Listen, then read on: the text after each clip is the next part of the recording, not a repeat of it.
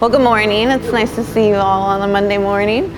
My name is Desi Uzzell. Like Kevin said, I am Jose Valdivia's daughter, and I am the Chief Executive User Officer for Mind and Body Fitness, as well as a head coach, nutrition coach, certified personal trainer, and I've had a transformation of my own of 125 pounds. Gained 10 back on purpose. We'll talk about that later. But I am also just an advocate for health and wellness, and I believe that you can actually change your entire life by just taking responsibility for your health and wellness, because I've done it myself and I've helped hundreds of other women do it. So how did I get here, right? I grew up a dancer and athlete. I was actually super active growing up. I was in dance and soccer heavily. So I grew up in a home on my mom's side. She's Colombian. My stepdad is Mexican. My father is Black and my stepmom was Black. All that to say, we eat a lot. We eat a lot, and the food we eat was not always the healthiest, but we didn't ever really have to address that issue because I was moving a lot as a child, and so there was never any concern for my health. The doctor was like, oh, she seems healthy, cool. Graduate high school, get to college, all of my extracurricular activities that my parents were paying for, stop. I did take one dance class in the first year of college, but comparatively speaking, I just wasn't moving as much, and I gained about 60 pounds in the first year of college. Not a whole year, just in that school year of college. So that's about 8 months. Then I started seeing someone. I got into an unhealthy relationship, and I had some already existing emotional trauma. We all do. If we're human, we gather emotional trauma. Whether or not you think you had a wonderful upbringing is not the point. You get it. It happens.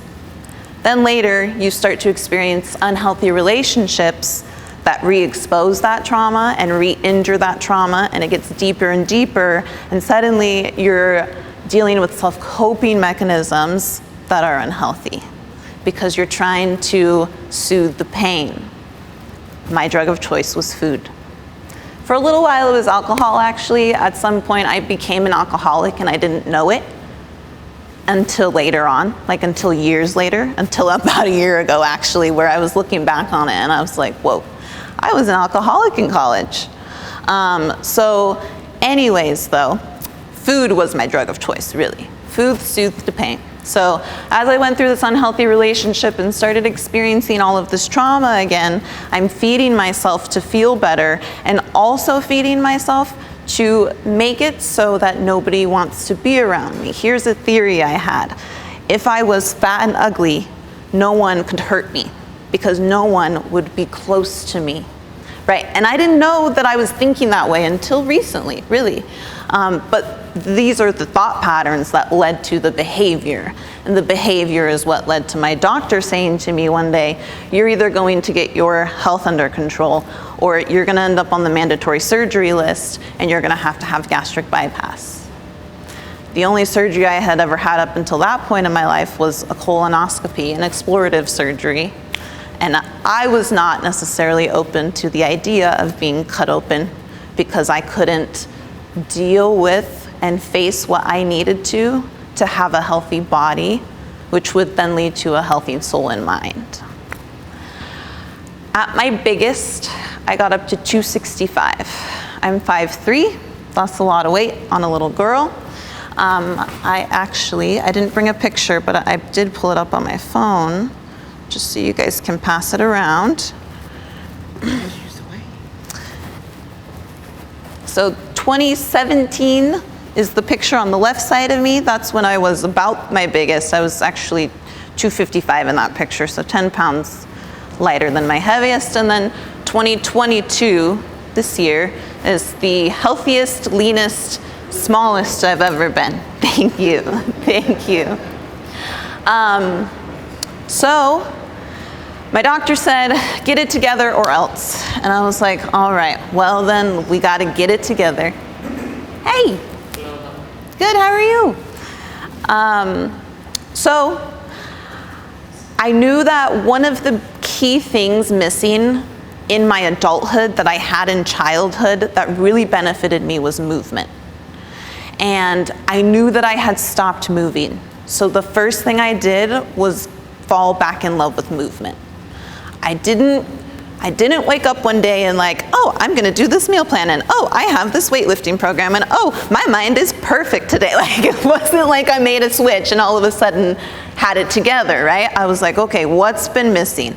Movement. We haven't been moving like we used to. Let's fall back in love with moving, because also, if you don't know what it feels like to be obese, you can feel your body on your body all of the time, and that's really uncomfortable. So movement had become uncomfortable, right? Getting into the weight room became uncomfortable because I felt like I was the only one in the room who felt this way in their body, not who looked this way, not who was fat and ugly, none of that. It was how I felt in my body to move that I was like, we just have to get comfortable moving again then.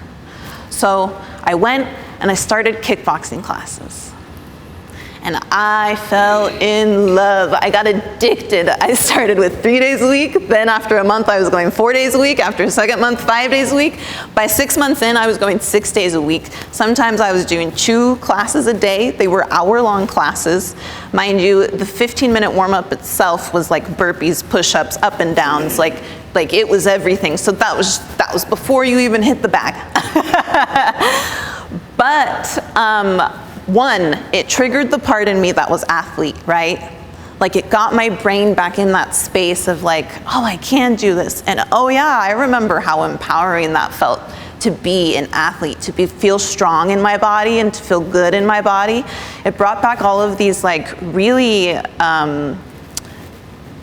these memories I had really pushed back of what it felt like to feel good in my body. Even though I was a child, I still knew what that felt like at some point in my life. So then after, let's see, about 12 months and probably 80 pounds. Oh yeah, I forgot to tell you guys, I had actually tried to lose this weight 4 times before I was successful. I lost the same 65 pounds 4 times and gained it all back 4 times. So this was what had been missing the entire time though, because every time I would try, I always started with the food, and the food was the hardest part for me. It really was. The food, when I got to the food, it was when I realized how emotional it had become, right? So at this point, I'm also seeing myself in a body that I hadn't seen in over 10 years. And I was like, holy shit, who is this person? I had an identity crisis, basically. I got under 200 pounds and had an identity crisis where I was on my floor, bawling my eyes out with no one to talk to about it because no one else could relate to what it felt like to have gotten that unhealthy and hated myself that much to come back to like the real world, but how do I love myself? So what started as a journey to falling back in love with movement and a journey to getting my body healthy, right, so that my doctor was like, okay, you don't need surgery, then turned into, okay, let's look at this thing with food, because no matter what, I'm never going to really have a healthy relationship with my body if I'm always thinking about what's going in my mouth is going to make me fat, or is this feeding me well, or I'm having negative self-talk. Every time I stick it into me, it's not going to nourish me if I speak to it badly. That's like any other unhealthy relationship, right? So I started to address my relationship with food and portion sizes, and it wasn't about not being able to have fried chicken. It wasn't about not being able to have macaroni and cheese. It wasn't about not being able to have menudo. What it was about was actually knowing what was in my food and being aware of how that contributed to the unhealthy coping patterns I had developed. The food was not the enemy. Food is your friend. Food is fuel. We all need calories to survive. That's how we move. We're fed by calories. We burn calories. But I was 265 feeding myself 1,200 calories a day. At my leanest, I eat 2,800 calories a day. So here I am thinking that it's food's my enemy, food's the problem. No, it's what I was doing with the food that was the problem. And so as I started to look at my relationship with food, I then realized, like, whoa, there's a lot of emotional trauma here. So what started as a journey to get fit became this like self-discovery and self-exploration. I ended up going to therapy multiple times throughout my adulthood to look at certain triggers that would come up. I became the trainer myself, right? I fell in love with it so much and got so passionate about it that I not only became the trainer, but I then went into the fitness industry and was like, this is so broken, because the fitness industry is broken. And the reason that people can't really get healthy is because the health and wellness industry sells you lies.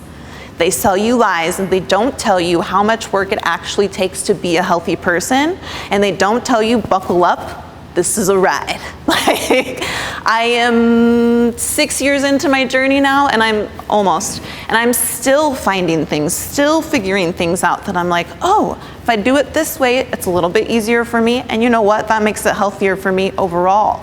But nobody tells you that. They sell you a 6 or 12-month program, and they're like, let's lose all this weight in 6 to 12 months, and then I'm gonna fix all of your problems. Well, guess what? If the weight was the thing that was gonna fix all my problems, I wouldn't have lost it 4 times and gained it back 4 times.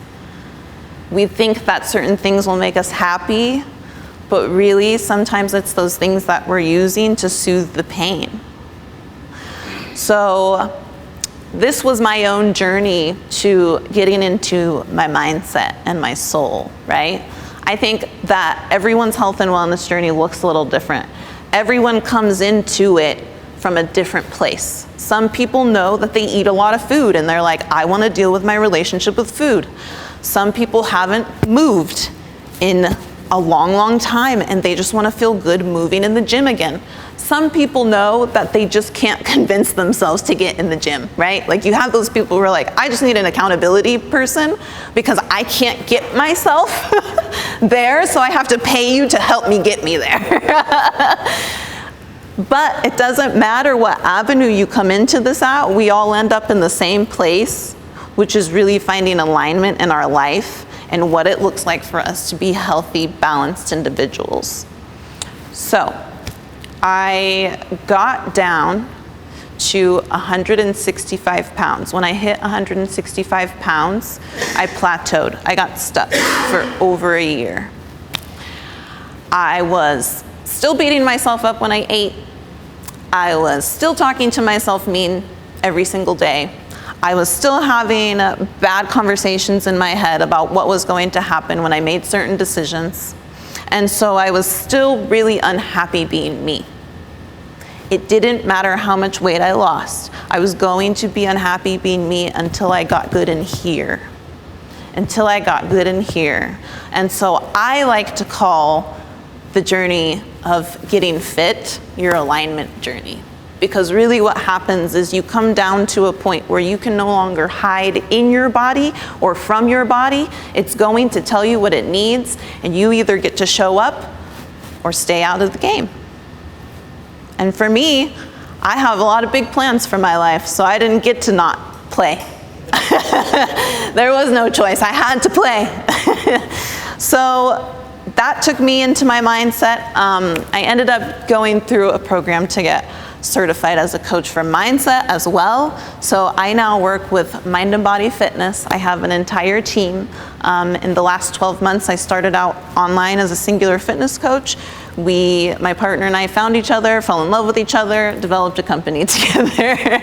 Now we have a team, and we are in the middle of building the #1 personal development platform for women and eventually men and children as well. Right now, as we all know, we have to have a niche, right? So the niche is women. Like I said, I've lost 115 pounds. I have helped women lose up to 200 pounds. And I also have put on 10 pounds of muscle. So I'm really good at helping people trade body composition, get really well and healthy, however that looks for them. Whatever avenue they come into this at, I can meet them there and then start them along that journey. We also have a mindset and life coaching side to the business. Right now, we're building the brand. So right now, we're just looking at the fitness side of things. But the hope is to be in front of investors within the next year, and then get our app up and running and off the ground within the next 2 years. So again, my name's Desiree. I am the Chief User Experience Officer at Mind and Body Fitness, also a certified personal trainer, nutrition coach, mindset coach, and I just really love helping people change their bodies and lives. Thank you. Yes. Do you have any questions for Heather? Yes. Yeah. Corrective exercise. Do you do corrective exercise? Yes, ma'am. Awesome. Absolutely. So I need your card Okay. because sometimes broken people, they need to get up and move. Yes. And not having somebody that will teach them the right way of moving. I can start them on their wellness journey, but then I go, Absolutely. I actually, so 2 years ago now, was diagnosed with scoliosis, which I have so there's two different kinds, people don't usually know, but there's two different kinds, muscular and then like structural, which means in my bones. So I have actual structural scoliosis that had never been found until I went to the right PT. She diagnosed it because I had started lifting weights. I was about a year into lifting weights, and all of a sudden I was just in pain all of the time. And this was three to 4 years ago, so I was 26, 27, so that was not normal. I was not in an age where I should have been feeling that kind of pain. And it was in my hip and my spine all of the time. So after our first consult, she was like, yeah, you have scoliosis. And so everything I had learned about movement up until that point in my life basically got erased. And I had to start over again. It was like being a child, learning how to squat, learning how to lunge, learning how to align my hips properly, learning how to brace my core, like all of these things that we really aren't conscious of as humans in general anymore. And a lot of times when you see people that are hunched over, like she was talking about, with poor structural or with poor posture, it's because we don't use the backside of our bodies enough anymore as humans. So most of us don't have the strength to pull ourselves up. It's actually a lack of strength in the posterior muscles. So a lot of corrective movement is about activating the glutes, activating the lats, activating the rear delts, the backside of the body, so that we can pull ourselves up and just move through life healthily. That's not even talking about working out. Yes. Talk about the mental part of it, whereas you said that you relapsed about 4 times. Food can be an addiction as well as for our health, depending upon it. That's what you were saying, it was an addiction for me. So when did you learn your triggers? Or what are your triggers as far as you say, okay, then, you know what, I can't do this, or I won't do this, I'll stay away from that, because that would trigger me, you know, to go back or to relapse all over again. So what would be, and I know a lot of it is too, is we learn certain things as we go, and we grow, so we pick up our learned habits, and we think this is the correct way to eat, this is the correct way to live, correct way to do things, and actually it's not, as you're talking about, the lies that have been told to us, and we don't read enough to want to know the exact truth. So what would be your triggers as far as? For me, so one of the unhealthy behaviors I had developed in that early romantic relationship I was telling you guys about was not speaking my truth. So he would say something and I would silence myself because I felt like maybe I didn't have the power or the authority in the relationship to speak my truth. What that would result in is explosive behavior later on. Like I would lose my mind. I would see red. Like I would literally not remember things that would happen. So later on, when I find myself in other relationships, and I'm silencing myself, what I would do is go grab a bag of potato chips to take my stress out on the potato chip. The crunching is alleviating a lot of stress in my jaw. Okay, it's not even about being hungry. But yeah, this is what I mean. It wasn't even about being hungry. It was that my body said, okay, I'm stressed and I don't know what to do because you're not letting me express myself. You're not letting me express myself, so I have to express this somehow. So the stress came out while I was chewing the potato chip, and I would just sit there and just eat the whole bag. I'd get to the bottom and be like, oh my God. It was so unconscious. And the day that I put together, it was so crazy. The day that I put together, I walked into the kitchen. I was mad at my boyfriend, my same boyfriend I have now, actually. Yes. So he's been with me since I was my heaviest, and he's seen me go through all of this. But he was the relationship that I said, next time I do this, it's gonna be different. so it's been different. And one of the things was, he said something to me one day, I shut myself down, I went into the kitchen, opened up the cupboard, and I was like, you just ate. Like, I had just finished eating dinner. And I was like, are you even hungry right now? And I was like, no. And then I immediately started bawling because I was like, oh my gosh, this is one of those unconscious behaviors, one of those triggers that I hadn't been aware of that was causing my demise. And it wasn't about me not being able to have the potato chips. If I really wanted them, I would have had them, but I didn't even want them, right? I was using them as a crutch and as a way to not express myself, which then again is the whole thing, I should be expressing myself. If I love this person, and if I feel safe with this person, then why am I not expressing myself? So that's where it's nice, because it's a 2-for-1, right? Like, it's like, oh, I get to deal with this trigger with food, and then I also get to deal with why I'm not being honest. Be successful in it unless you do realize, understand triggers. Yeah. That I was doing in the past, and that unhealthy behaviors that caused me to be the way that I am, doing the things that I'm doing. And that's one of the things. It's good for bulimia, Yeah. those that are anorexia. Yeah. They try to do it a totally different way instead of doing it the healthy way. And that's one of the things I specialize in as well. I have 100% client success rate because I teach behavior change. I teach the root. What's the root? Okay, I'm not a therapist. If you need to go see one, we're gonna talk about it. And I'll have you deal with whatever you need to deal with in there, but we're also gonna keep working together so we can change the behavior and sustain the results. Because I know what it feels like to gain the weight back over and over again. So.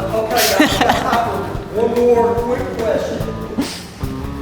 So, what's the cost of your program from taking you from 200 and whatever to your size? To me, Yeah. so that would obviously be a one-on-one coaching program. We have a lot of different tiers in our business, which I really like because we can take anybody really and help them get started. We start a membership. That's on a monthly basis, $75 a month. However, if I'm gonna take someone through a body transformation and mind transformation like that, ideally I want 9 to 12 months to start with them, and that's $3,600 if paid in full. That's our highest program though, so it works its way back from there.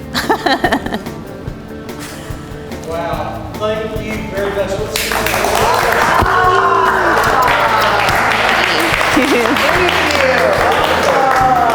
At Mountain View Productions, we want to give you and your business peak visibility.